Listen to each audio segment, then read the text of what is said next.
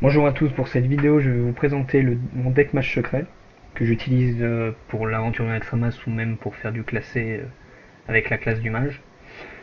Donc ce deck comporte 11 créatures et 19 sorts. Donc je vous ai mis sur cette image le nombre de coups de mana avec les petits cristaux que vous voyez en face et le nombre de cartes que j'ai mis dedans. Donc vous pouvez voir qu'il y a 2 Williams de mana, une apprentie du sorcier, 2 savants fous, 2 élémentaires d'eau, un maître bouclier de Senjin, un ogre magie, un commissaire priseur et un Kel'Thuzad. Alors que pour mes sorts, il y a une image miroir, un javelot de glace, 2 projectiles des arcanes, 2 éclairs de givre, une explosion des arcanes, 2 dupliqués, 2 entités miroirs, 2 intelligences des arcanes, une nova de givre, une boule de feu, 2 métamorphoses, un blizzard et un choc de flamme. Alors, la plupart de ces cartes sont des cartes qu'on obtient en montant le mage au niveau 10. Sinon, pour les avoir, ça coûte soit des paquets de cartes qu'on se fait, mais si jamais vous avez de la poussière arcanique mais que il vous manque des cartes, en tout cas pour avoir la totalité des cartes, il faut 440 de poussière arcanique comme je vous l'ai mis. Sauf une petite exception pour les cartes du savant fou, de Kel'Thuzad et de dupliqué, où il faut avoir fait l'aventure Naxxramas, parce qu'au fur et à mesure de l'aventure, vous déverrouillez de nouvelles cartes. Et ces trois-là font partie. Donc évidemment, vous ne pouvez pas faire ce deck si vous n'avez pas fini Naxxramas, et vous pouvez toujours combler par d'autres cartes qui sont à peu près équivalentes pour avoir une petite base, quoi. Et maintenant, nous allons passer à une description beaucoup plus précise des cartes de mon deck, qui j'espère, pour ceux qui connaissent pas trop le jeu, comprendront mieux les prochaines parties, épisodes de Naxxramas, enfin ça peut aider un peu, même si bon c'est vrai que déjà en ayant vu les quelques parties ou épisodes que j'ai déjà publiés, il y a moyen de comprendre quelques trucs. Donc nous allons commencer à décrire chacune des cartes, nous allons commencer par le haut à gauche, où nous avons l'image miroir. Donc l'image miroir, elle me permet, donc c'est un sort, qui me permet d'invoquer 2 créatures provocation, donc avec le bouclier, donc elles sont obligées d'être tapées pour accéder au héros, qui ont 0 points d'attaque, mais 2 points de vie. Donc ça fait toujours 2 serviteurs fictifs, mais quand même là. Après nous avons le javelot de glace. Donc le javelot de glace, il gèle un adversaire, ou bien, si l'adversaire est déjà gelé, que ce soit le héros ou un serviteur, il lui inflige 4 points de dégâts. Donc ça peut toujours être utile, comblé avec une nova de givre, mais on y passera pas. Ensuite nous avons le projectile des arcanes. Alors le projectile des arcanes, lui, il inflige 3 points de dégâts aléatoires sur le board adverse, en comptant le héros évidemment. Donc j'en ai mis 2. Ensuite nous avons l'éclair de givre, que j'ai aussi mis en 2 fois, qui lui inflige 3 points de dégâts et gèle la cible ou le personnage ennemi. Ensuite nous avons l'explosion des arcanes qui inflige 1 point de dégâts à tous les serviteurs adverses. Donc ça peut permettre de clean le board avec des petites créatures en début de partie. Ensuite nous avons mes 2 secrets. Donc d'abord le dupliqué que j'ai aussi mis en 2 fois. Donc le dupliqué il permet de copier en 2 fois une créature qui vient de se faire détruire sur mon board et ça me les met dans la main. Donc du coup ça peut me permettre de récupérer un bon serviteur. Après nous avons l'autre secret qui est l'entité miroir que j'ai aussi mis 2 fois. C'est un secret qui permet de récupérer la première carte invoquée pendant le tour de l'ennemi quand cette carte est sur le board. Ensuite nous avons l'intelligence des arcanes qui me permet de piocher 2 cartes, donc c'est toujours utile. La nova de givre qui permet de contrôler le board adverse en gelant tous les serviteurs ennemis. La boule de feu qui inflige 6 points de dégâts pour 4 points de mana, soit sur les serviteurs, soit sur le héros, ça marche très bien sur les deux. Ensuite nous passons à la métamorphose. Alors la métamorphose, j'en ai mis 2. C'est un sort qui permet de transformer un serviteur ennemi en mouton 1-1.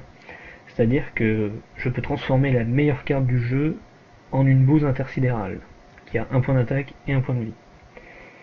Ensuite nous avons le sort Blizzard qui permet de geler tous les adversaires adverses mais aussi de leur infliger 2 points de dégâts.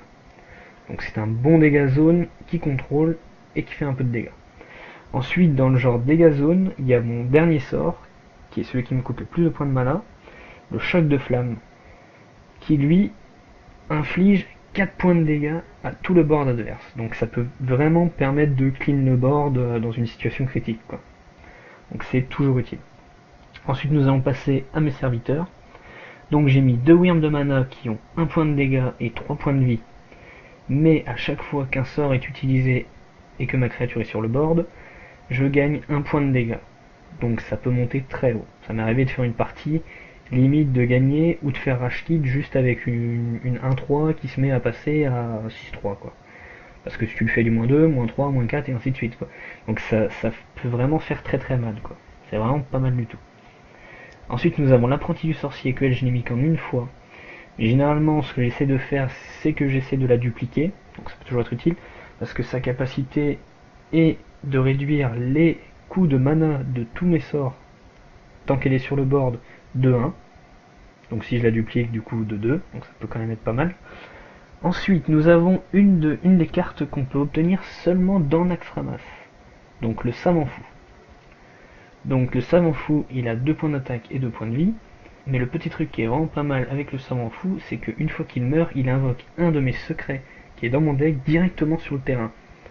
C'est-à-dire que ça peut quand même être vraiment pas mal. Par exemple je peux jouer le savant fou, le détruire, récupérer un dupliqué, et ensuite mettre la prochaine carte que je vais vous présenter, l'élémentaire d'eau. Alors l'élémentaire d'eau, c'est une carte que j'aime bien dupliquer aussi.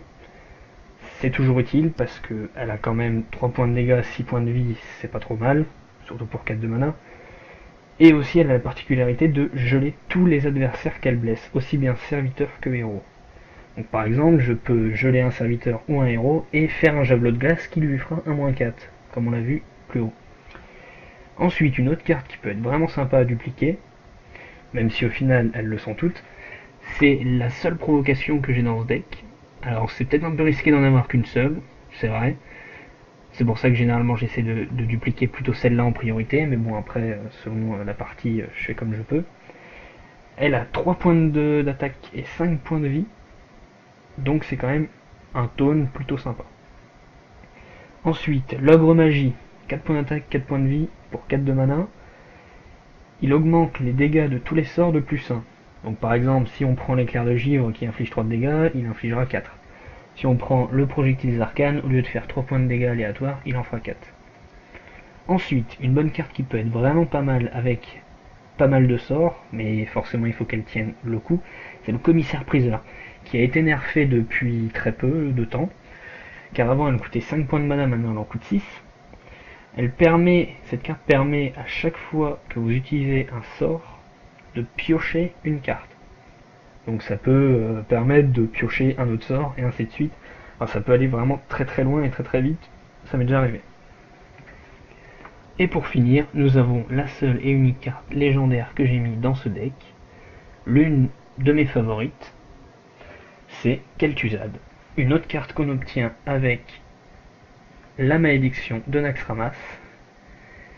Elle a 6 d'attaque, 8 points de vie, mais la petite particularité, et pourquoi est-ce qu'elle n'est pas trop aimée comme carte, c'est qu'elle permet de réinvoquer sur mon board tous les personnages morts pendant le tour où elle est là. À chaque fin de tour, elle permet de faire ça. C'est pour ça que généralement, elle se fait vite contrôle, donc par un silence. Le silence, en gros, ça permet de désactiver le pouvoir, enfin l'effet d'une carte. Donc généralement elle se fait soit silence, soit détruire très rapidement, ou même métamorphoser en mouton, enfin voilà quoi, selon chacune des professions, elle a son petit truc. Et voilà, j'ai fini cette description de mon deck. J'espère que ça vous aidera à mieux comprendre les vidéos. J'espère que vous avez aimé cette vidéo. Si vous avez aimé, n'hésitez pas à partager, à liker, à vous abonner, ça me fait toujours plaisir. Et je vous dis bonne continuation dans les épisodes de Naxxramas et mes futures vidéos. Allez, au revoir.